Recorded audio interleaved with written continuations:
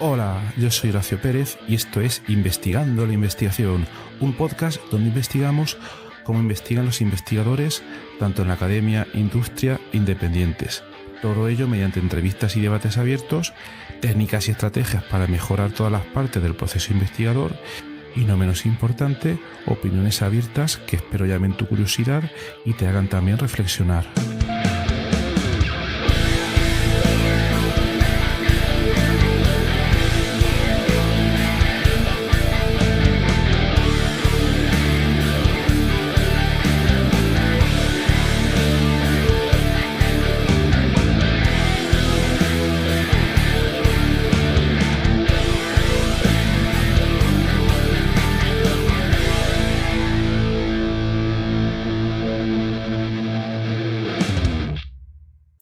Hola, bienvenidos a otro episodio del podcast Investigando la Investigación.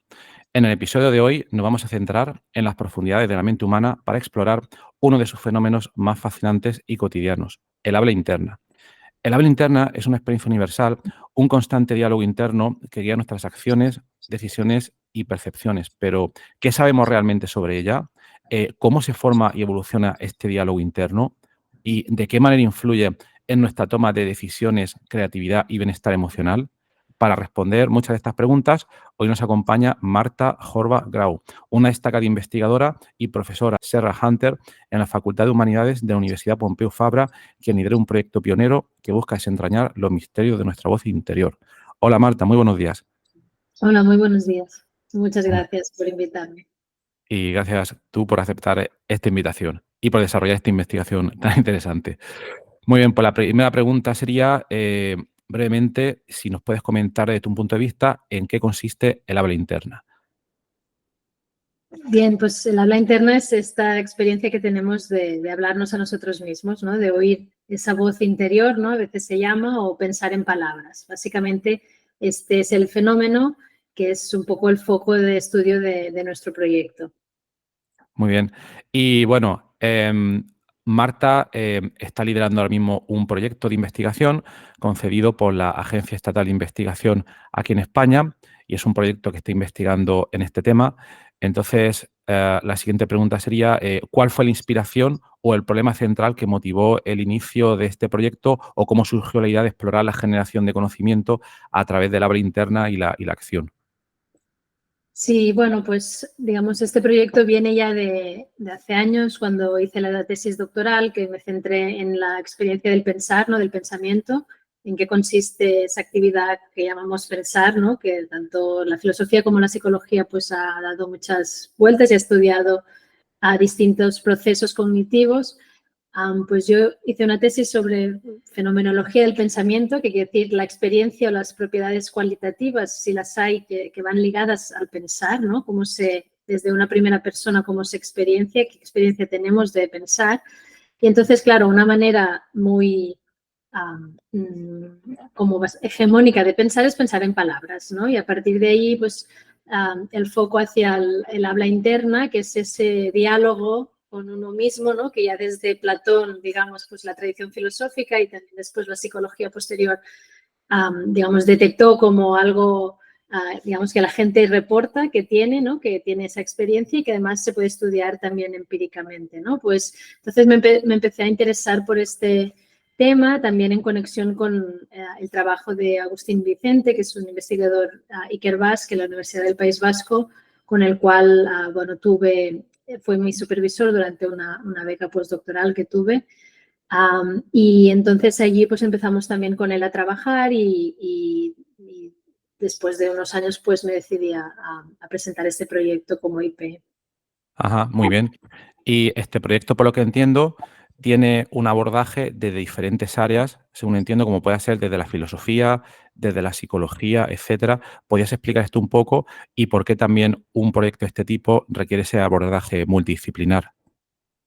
Sí, digamos, básicamente el proyecto tiene una línea o sigue una línea filosófica, ¿no? Porque es mi background, es mi formación en filosofía, pero está abierto y, digamos, leemos mucho y hacemos mucho tipo, bueno, colaboraciones con también pues la psicología, la psiquiatría y, digamos, disciplinas más aplicadas, empíricas, ¿no? Y de hecho, el proyecto tiene objetivos teóricos, más conceptuales, ¿no? Filosóficos puramente, y objetivos más empíricos, con un estudio y un plan piloto que hicimos para estudiar el perfil del habla interna en el autismo, en personas autistas o dentro del espectro autista. Ajá. Entonces, otra pregunta sería, desde vosotros que hacéis este tipo de psicología empírica, tal y como comentas, y la realizáis también a través de cuestionarios, ¿existen maneras de medir de manera instrumental, no sé, tipo en electroencefalogramas y técnicas de este tipo, el habla interna de una persona? ¿O tenéis que ir, o vosotros preferís ir a metodologías tipo cuestionarios? Bueno, o sea, el habla interna es interesante como otros fenómenos mentales, pero claro, se puede estudiar a distintos niveles, ¿no? Con distintas metodologías de distintos enfoques científicos. Entonces, el estudio piloto que mencionaba, diseñamos un cuestionario adaptado para las personas autistas respecto al habla, o sea, para preguntar sobre usos de habla interna y también de visualización, ¿no? Y de habla privada. El habla privada se llama al hecho de hablarnos a nosotros mismos, pero en voz alta, ¿no? Sin nadie que nos oiga, pero en voz alta, produciendo habla, no por dentro. Y eso, pues, es un tipo de metodología, un cuestionario en que preguntas a las personas, ¿no? Y ellas dicen sobre su experiencia, reportan sobre su experiencia, pero después hay otros tipos de estudios en neurociencia, por ejemplo, ¿no? En que se intenta ver qué áreas del cerebro están activas durante, pues, tareas que involucran el habla interna, más espontánea o más dirigida a la, digamos, resolución de distintas tareas. Y entonces, sí, hay distintos tipos de evidencia, pues, desde el cerebro, ¿no? Las distintas áreas, circuitos neuronales que están activos o no durante esta producción del habla y también de sus distintas formas, ¿no? En ese sentido, pues hay, por ejemplo, esta investigadora Ellen Löwenbroek en la Universidad de Grenoble, que ha hecho muchos trabajos en este sentido de, bueno, pues más de la neurociencia. Y entonces, bueno, el reto es un poco integrar toda esa evidencia, ¿no? Todos estos datos, pues a nivel neurocientífico, a nivel más psicológico, de encuestas y también a nivel más teórico, ¿no? Que es un poco el que los filósofos podemos aportar más, pero sobre todo respecto a si el habla interna es una acción o una actividad, qué quiere decir eso, ¿no? Y cómo se relaciona con otros fenómenos mentales, ¿no? Como la conciencia, si es un fenómeno consciente, y con, por ejemplo, bueno, pues la percepción también, ¿no? Ajá. Luego otra cosa, he estado leyendo un poco sobre vuestra investigación y entonces comentéis que el habla interna es una especie de vehículo del pensamiento. ¿Podrías explicar esto un poco lo que significa? Sí, esta es bueno, como una familia de teorías, digamos, en la filosofía y la psicología que lo que dicen es que el habla interna es un vehículo, es el formato en el cual se nos dan algunos pensamientos, ¿no? Es decir, el formato puede ser lingüístico, verbal o, por ejemplo, visual, ¿no? Espacial. Podemos pensar en imágenes, ¿no? O podemos pensar en un modo más como visualizar o espacial y no tanto pues hablando, ¿no? Hay distintas modalidades. A veces se asume, o sobre todo los filósofos durante muchas épocas, digamos, asumieron que el pensamiento solo se daba en palabras, pero eso no es así, ¿no? De hecho, un hecho interesante respecto al estudio sobre autismo que hicimos es que parece que hay una visión hegemónica en la literatura respecto a la cual las personas autistas piensan en palabras, ¿no? Eso viene de distintas fuentes, pero una fuente anecdótica fue este libro de Temple Grandin que publicó una ingeniera estadounidense que publicó el año 1995, que, bueno, pues ella está diagnosticada de Asperger y entonces dijo que, bueno, el libro se llama Thinking with Images, creo. Sí, images. Entonces,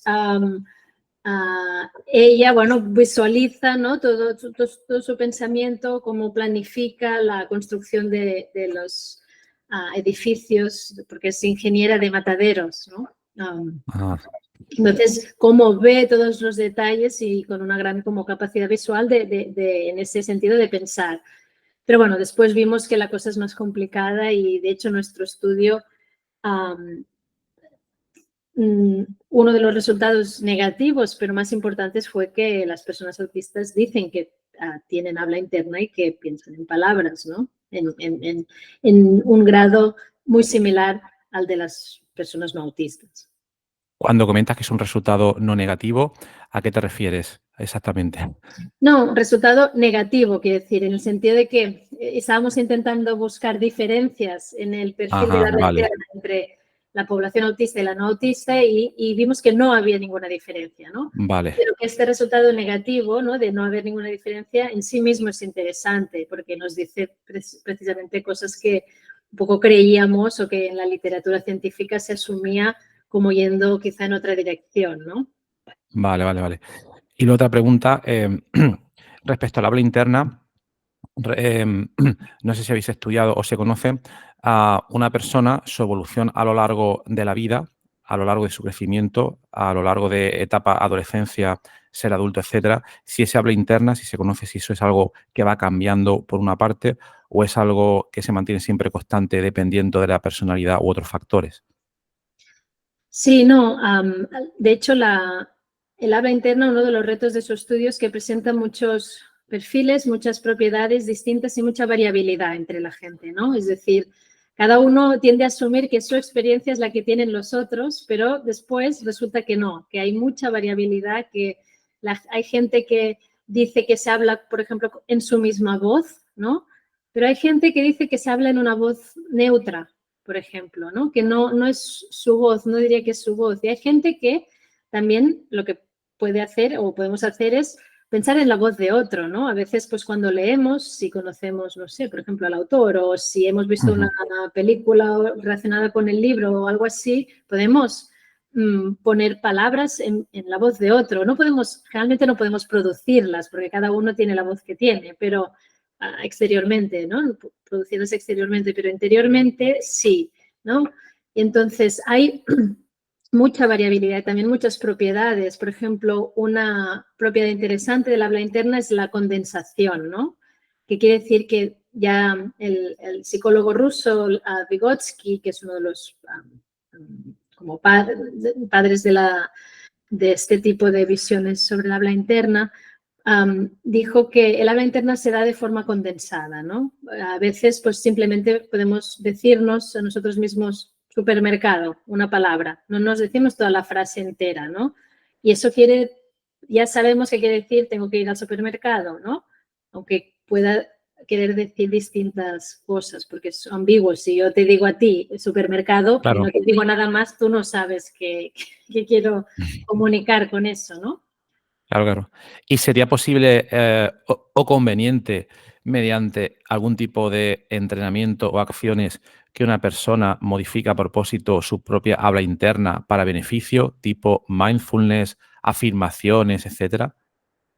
Sí, bueno, claro. De hecho, como decía, y también acabando de responder a lo que me preguntabas antes, el habla interna se podría modificar, ¿no? a lo largo de la vida y podríamos intentar entrenarla. Es decir, si no la utilizas para ciertas cosas, pues intentar ponerte en esas situaciones o con unas tareas y ver cómo se puede utilizar el habla interna, ¿no? Esto se podría utilizar para intervención en distintas, pues, condiciones mentales o así. No hay muchas, digamos, intervenciones pensadas y diseñadas en ese sentido.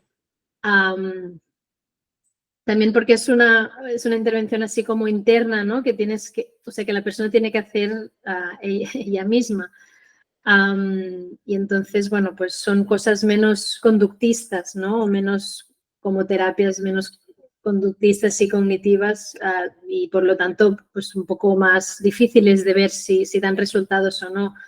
Pero también claramente el habla interna digamos, ayuda o guía, por ejemplo, en todos estos procesos de mindfulness, ¿no? Que has mencionado también. Es decir, uno de los objetivos a veces del mindfulness o de esa idea de ser consciente, bueno, toda esta filosofía, digamos, y práctica que viene del budismo, pero que se aplica a Occidente ya desde los años 70, 80, es uno de los objetivos es no agarrarse, por ejemplo, a las rumiaciones, ¿no? A los pensamientos obsesivos, a los pensamientos que no dejan y que estresan a la persona, ¿no? Y que llevan cierto malestar. Esos pensamientos se dan generalmente en forma verbal, ¿no? Esto se ha estudiado, es decir, son voces, que generalmente son las tuyas, si no son tuyas son otra cosa, ¿no? Que son alucinaciones verbales, pero digamos, obstaculizan ciertos otros procesos mentales y de la persona. Pero bueno, lo curioso es que para controlar estos pensamientos descontrolados, digamos, pues quizá el habla interna, otro perfil puede ayudar. Es un poco paradójico, pero tú puedes decirte, bueno, paro, ya basta de esto, ¿no? Es decir, puedes intentar regularte a través del habla interna, regularte emocionalmente o a nivel cognitivo. Y eso es interesante, es un papel un poco complejo que juega el habla interna en nuestra mente. Totalmente. Y una curiosidad, esto quizá ya no sea tanto tema de investigación, pero hasta donde yo entiendo, y no entiendo mucho, en la metodología o en la práctica del Zen, lo que se intenta un poco es salirse un poco de esa voz interna para estar fuera como un observador que no emite juicios, ¿no? Y que está viendo para, no sé, entonces ahí, si esa visión es correcta, ahí no se intenta modificar esa habla interna. No sé si esto es una teoría o se ha manifestado científicamente, por saber qué opinas de esto. Sí, bueno, creo que esto es muy, muy interesante y empieza a haber estudios científicos, ¿no? También sobre lo que pasa en estados de meditación, por ejemplo, ¿no? Y como dices, sí que un objetivo es como ir más allá del habla interna o de los pensamientos, es decir, no quedarse allí, digamos, estancado, simplemente ver pasar los pensamientos, que ya es algo de un poco de la práctica de la meditación. Y hay estudios científicos sobre lo que pasa en el cerebro y o sea, qué modo, digamos, cuando nuestra atención, son sobre todo estudios sobre la atención versus, por ejemplo, lo que se llama mind wandering, ¿no? Cuando la mente divaga, ¿no? Ujú. Cuando la mente divaga tiende a tener pensamientos, ¿no? Asociaciones, bueno, imágenes, así. Entonces, esto es un estado no mindful, ¿no? O sea, no de plena conciencia. Y este estado de divagación, y lo que se intenta es centrar la atención en otro tipo de, o sea, o en una tarea o en otro tipo de, pues en la contemplación, etcétera. Y sí, se ha demostrado que, bueno, tiene sobre todo efectos para la salud, bueno, física y mental, que al final es un poco lo mismo, ¿no? Digamos, no vivimos en nuestra mente, en Claro, nuestro cuerpo, sino que todo está como integrado. claro, claro. Vale, y luego ya hablando de la metodología de investigación que habéis utilizado en vuestro proyecto, por lo que has comentado, tenéis un cohorte de participantes en ese proyecto y, si no me equivoco, previamente diseñáis, perdona si me equivoco con las palabras, diseñáis una especie de test y luego estos participantes rellenan el test de acuerdo a sus experiencias de habla interna, etcétera, o si puedes comentar un poco cómo funciona. Sí, no, lo has dicho bien. Es decir, en el estudio empírico, que no es todo lo que hacemos en el proyecto, pero es una parte importante de lo que desarrollamos en los últimos meses y que además hicimos un plan piloto, pero que ahora se va a desarrollar también con la Universidad de Durham en el Reino Unido, con un psicólogo allí, Ben Alderson-Day, con el que estamos intentando expandir un poco una segunda fase de este proyecto. Lo que hicimos fue diseñar con la ayuda de personas autistas, que esto es muy importante, ¿no? A nivel ético también y metodológico de participación. Intentamos diseñar con las personas autistas un cuestionario sobre habla interna y visualización, ¿no? Y usos de habla interna en contextos cotidianos. Entonces, pues conseguimos pasarlo a 79 personas, bueno, un poco más, pero al final fueron 79 personas autistas y controles, ¿no? De, digamos, no autistas, para poder comparar. Y sí, entonces pasaban, digamos, era un cuestionario, después hablábamos un poco, si querían, ¿no? Algunas preguntas técnicas, porque, claro, es importante decir que dentro del espectro autista, ¿no? Nosotros trabajamos con personas que podían comprender lenguaje y Claro. producir lenguaje, ¿no? Entonces, hay distintos perfiles y hay autismo no verbal, ¿no? Y que bueno, que se estudia de otro modo que claramente no se puede, digamos, examinar con cuestionarios hablados. Y entonces, bueno, a partir de ahí, pues hicimos unos análisis estadísticas y sacamos unos resultados y hay una publicación en vías de publicarse, a ver si finalmente sale. Perfecto, perfecto. Pues espero que nos avises cuando esa publicación salga a la luz, que el proceso de publicación siempre es complicado, ¿vale? Y bueno, recordar a la audiencia que luego en las notas del programa tenéis en el enlace con las publicaciones la página web de Marta por si queréis ampliar información o incluso contactarla para preguntar cosas, etcétera. Vale, y luego, siguiendo con la metodología de investigación del proyecto, ¿cuál es la parte que piensas que más te ha gustado de todo el proyecto o que te has sentido más cómoda y la parte de la que menos? Porque un proyecto de investigación siempre es un reto y más con todos estos factores que estás comentando.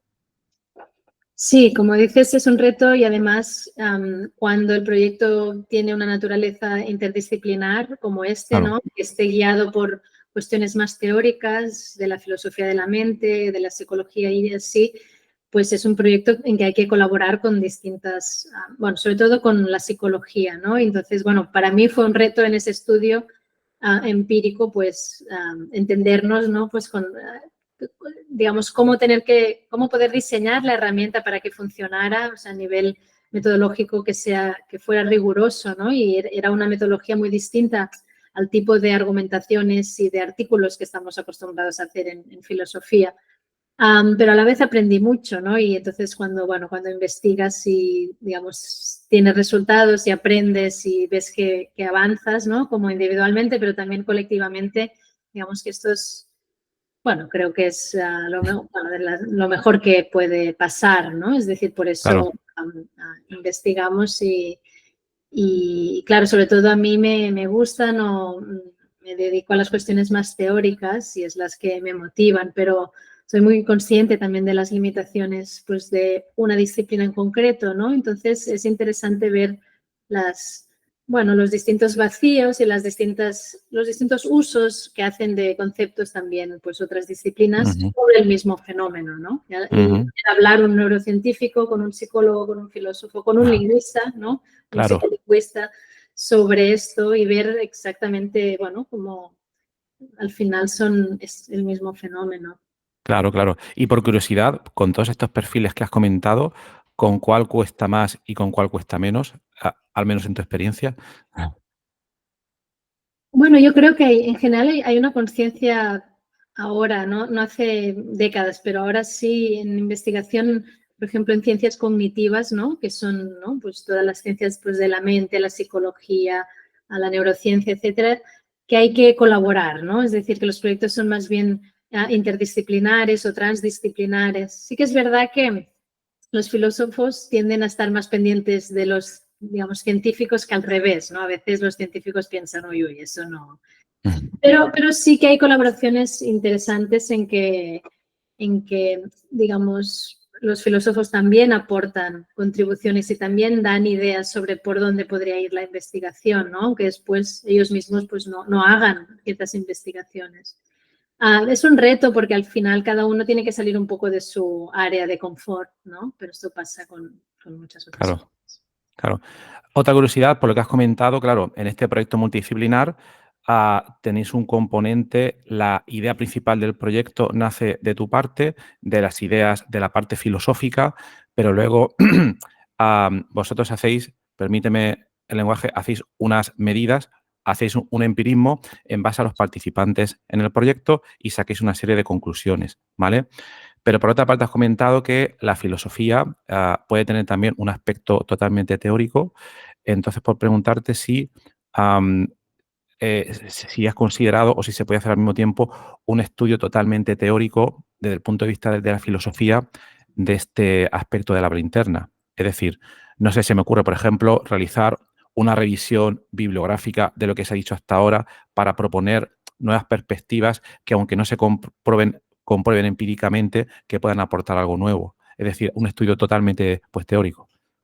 Sí, sí, sí, claro. Es decir, aparte de este estudio empírico, pues el resto del tiempo lo que hago en colaboración o individualmente es pues escribir artículos así más teóricos, conceptuales, ¿no? Es decir, un tema que últimamente he estado trabajando es sobre la relación entre el habla interna y el autoconocimiento, ¿no? Es decir, hay mucho debate ya también desde Platón, digamos, pero digamos con la filosofía contemporánea, sobre, como decía, el habla interna como vehículo del pensamiento y qué quiere decir eso para el autoconocimiento, ¿no?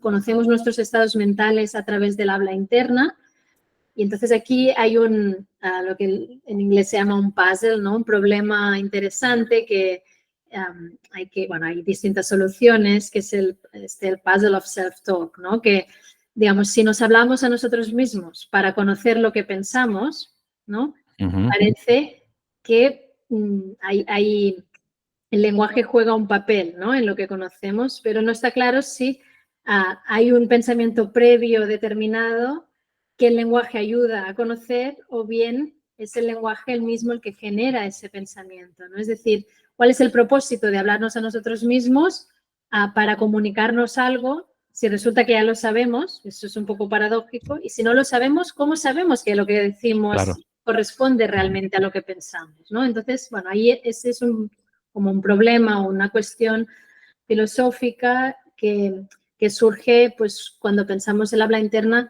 en analogía con el habla externa, ¿no? Que tiene esa función comunicativa, según ciertas visiones de la comunicación de un filósofo que se llama Paul Grice, de los años 50 y así, pues bueno, a finales de los 50, 60 del siglo pasado, pues dijo que en la comunicación y en visiones así más tradicionales, pues yo tengo una pieza de información que te transmito a ti, ¿no? Y entonces tú ganas conocimiento, tienes conocimiento sobre esa información que no sabías. Cuando esa visión se aplica a nosotros mismos, que somos el mismo sujeto, pues ¿qué pasa? ¿No? ¿Hay transmisión de información o no? ¿Nos comunicamos con nosotros mismos o no? Pues esto es una cuestión que se puede abordar conceptualmente, que hay que clarificar conceptos, que hay que dar argumentos, ¿no? Que hay que defender una posición u otra. Y para eso no se requiere hacer estudios empíricos, por ejemplo. Ajá, me resulta súper interesante porque yo vengo del campo más de las ciencias, de la química, entonces siempre propones un experimento, como habéis hecho vos, bueno, más o menos, y luego se comprueba, etcétera, etcétera. Entonces me parece muy interesante que luego lo que tú has comentado, existe una cuestión, este puzzle de este habla y tal, y luego proponéis que no, es necesario aclarar conceptos, es necesario esta otra cosa. Me parece bastante interesante. Aquí otra pregunta sería, cuando hacéis esa propuesta, por ejemplo, hay que aclarar estos conceptos determinados. ¿Cuál sería el plan de acción? ¿Buscáis lo que se ha dicho previamente para proponer algo nuevo o proponéis algo nuevo? No sé, ¿cómo sería más o menos el mecanismo? Sí, no, a nivel filosófico, bueno, lo que hacemos es publicar artículos o intentar, ¿no? Es Ya, decir, pues ahí, digamos, te basas en el estado de la cuestión de lo que se ha dicho sobre esto, pues desde distintos enfoques, ¿no? Distintos autores, entonces tú dices, bueno, pues yo voy a intentar solucionar este puzzle de este modo, ¿no? Y eso es interesante porque nos arroja luz sobre el fenómeno desde otra perspectiva. Pero esto es un trabajo puramente teórico, ¿no? Y que a veces cuesta ver que este trabajo es necesario, pero claro, los científicos empíricos asumen muchos conceptos, digamos, manejan conceptos y nociones que no son las que testan, que no son las que están ahí en juego, ¿no? Y son asunciones que a veces, pues claro, digamos, son adecuadas, pero a veces se puede corregir. totalmente, Y de hecho, la ciencia consiste en eso, ¿no? En ir totalmente, viendo si realmente estábamos apuntando a lo que queríamos o no. Digamos, las totalmente. correlaciones se dan ahí entre lo que las experiencias y, pues, no sé, pues Ajá. los correlatos. Totalmente.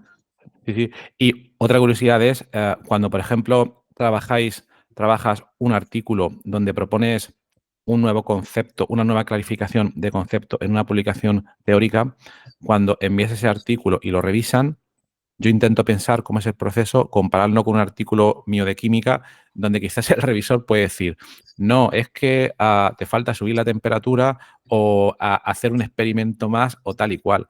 Pero claro, en un mundo teórico de ideas, ¿qué tipo de cosas se suelen quejar los revisores? Bueno, pues un poco lo mismo en la analogía conceptual, ¿no? Es decir, por ejemplo, a veces faltan cosas sobre el estado de la cuestión, ¿no? O a veces porque pues, no se ha hecho suficientemente bien. O a veces el concepto que se propone no aclara nada. Es decir, el autor dice que soluciona muchas cosas, pero el revisor ve que no es obvio, que no está bien argumentado, ¿no? Una cosa en filosofía es que claro, hay que defender las cosas en el sentido de argumentativo. No es suficiente decir, yo creo que esto es así, claro. Es decir, hay que decir, Claro, hay que fundamentar la posición, aunque sea conceptualmente, ¿no? Hay que ser riguroso en el uso de los conceptos y de las nociones, ¿no? Pues definir bien para que la persona que lea, el revisor o quien sea después, entienda lo que quieras decir y, por lo tanto, también pueda como ir en contra tuyo, es decir, digamos, entenderte suficientemente para poder decir, no, eso, mira, en ese argumento hay un problema que es este. A veces un problema de la filosofía o de ciertas tradiciones es que cuanto más oscuro, mejor, parece más profundo, pero no, es decir, digamos, si hay que explicar las cosas, vale más ser claro, ¿no? claro. Uf, No es más profundo si sí. es oscuro, a veces es que se entiende, básicamente. Vale, vale. Lo podríamos entonces asemejar un poco a cómo funcionan las matemáticas, un teorema matemático, donde hay una serie de pasos lógicos que uno viene detrás de otro y si esa argumentación no es correcta, pues el teorema cae o se puede atacar por aquí o por allá.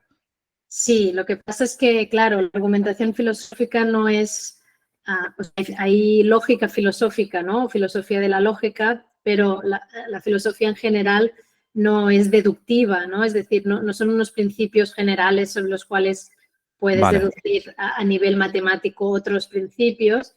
O sea, hay filósofos que han intentado hacer eso, ¿no? Pero claro, no es una ciencia formal en el sentido que es una estructura, digamos, deductiva, sino que hay contenidos. Estamos hablando de conceptos, de pensamiento, de sujeto, del mundo, de experiencias, ¿no? Entonces, aquí hay contenidos que es donde los filósofos o las teorías, digamos, chocan, intentan y tienen visiones distintas. Entonces, tú puedes, un argumento puede ser formalmente correcto, ¿no? Eso es lo mínimo, es decir, si no ya no claro. debería publicarse a nivel de lo que se sigue una cosa de la otra, una premisa de la otra, eso es una inferencia válida, pero tú puedes, digamos, no estar de acuerdo con ciertas asunciones de ese argumento o con ciertas premisas porque tienes otras visiones que van en contra de eso, ¿no? Entonces ese es el juego un poco argumentativo, filosófico que hacemos Uf, teóricamente.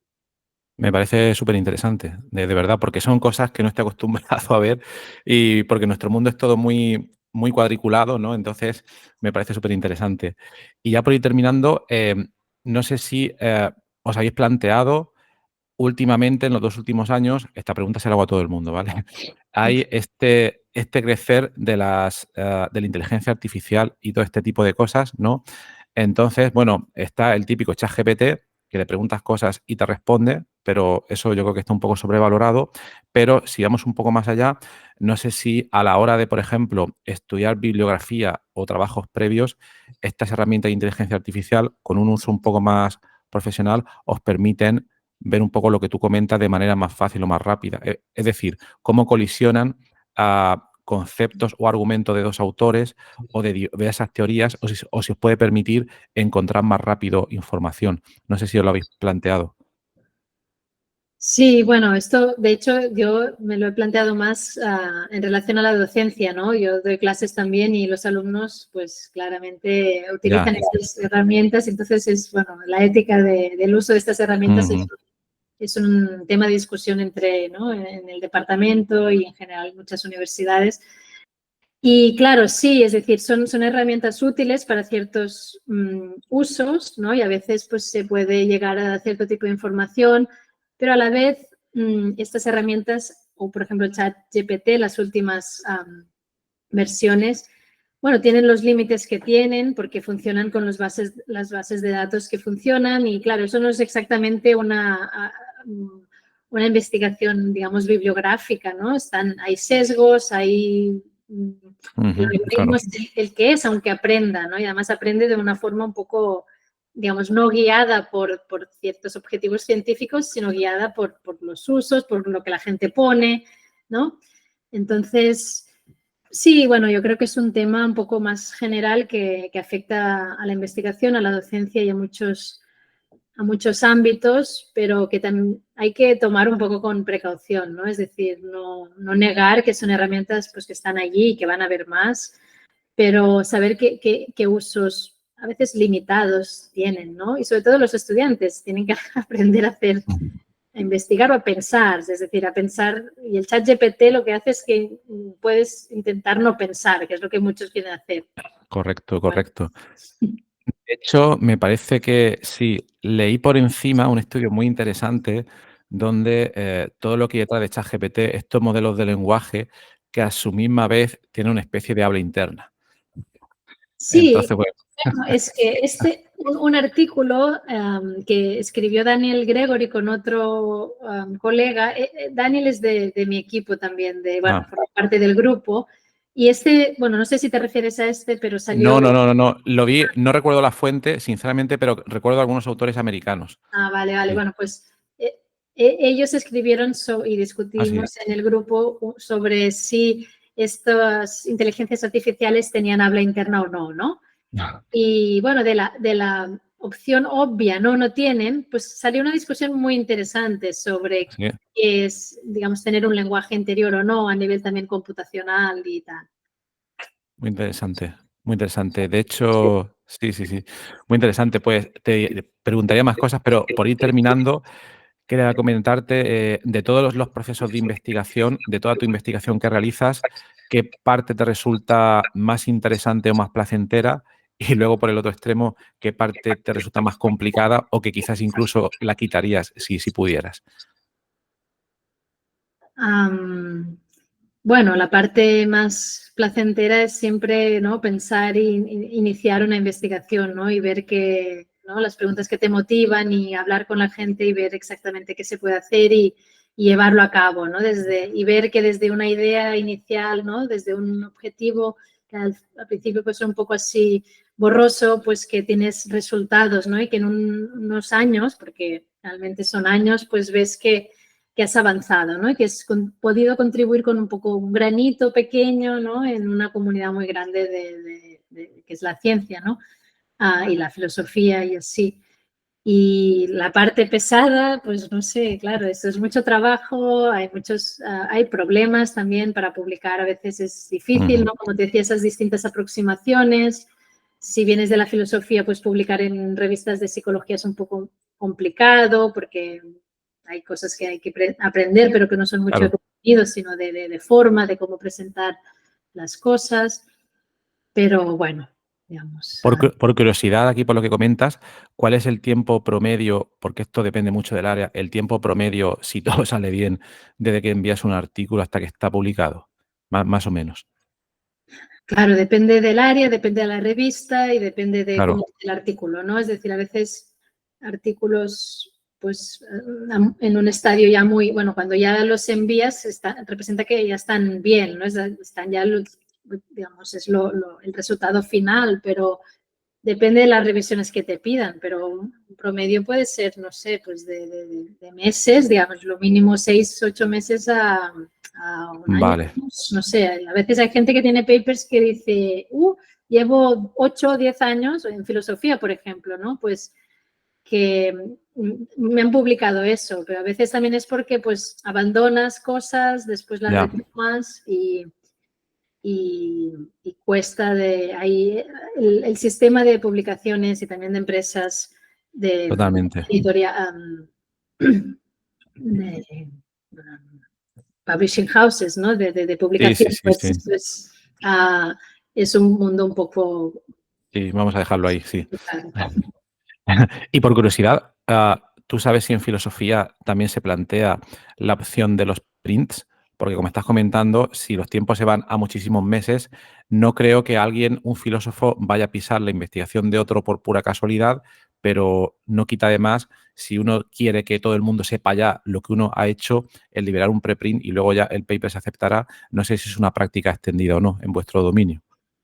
Bueno, sí, hay una cierta circulación de preprints. Por ejemplo, en filosofía tenemos una página que diseñó David Chalmers, ¿no? Que es un filósofo muy conocido que trabaja temas de conciencia y de filosofía de la mente y del lenguaje, que se llama Phil Papers, y ahora hay Phil People y Phil Archives y así. Entonces, allí la gente puede subir preprints, ¿no? Versiones de prepublicaciones.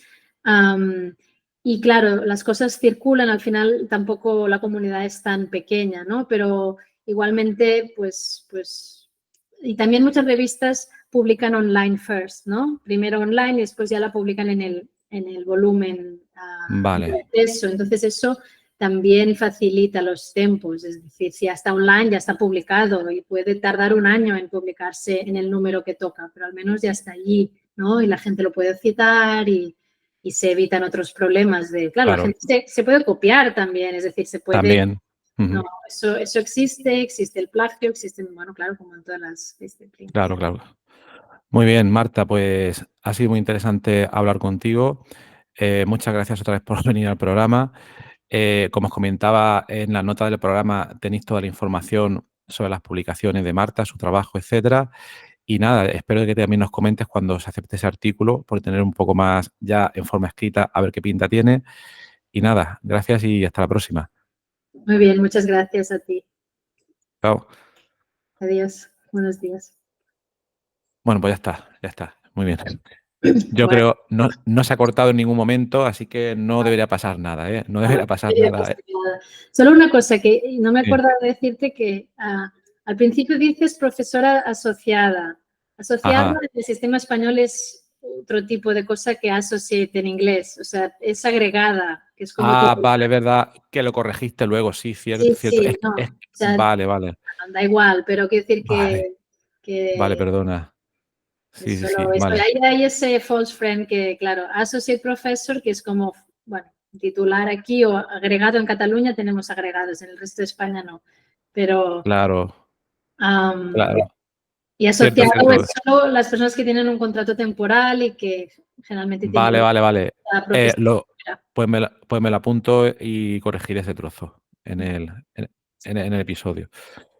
Muy bien, Bueno, pues no ha pasado nada. Ahora que se descargue y lo veré y tal, y entonces lo sobreescribiré todo y ya quedará, yo creo que quedará perfecto. Han salido cuestiones nuevas sí, la y me ha verdad. parecido muy interesante. Me ha parecido muy interesante. Sí, Bueno, sí, sí. más filosófico, ¿no? He hablado un poco más de la filosofía y así, pero bueno, también Sí, no pero nos hemos aburrido. Yo pensaba, ya no sé, escuchar dos veces la misma cosa a veces es un poco... claro, claro, claro. Pero sí, porque más o menos hemos repetido un poco todas las mismas cosas de antes, un poco más condensado, pero luego han habido temas nuevos. Sí.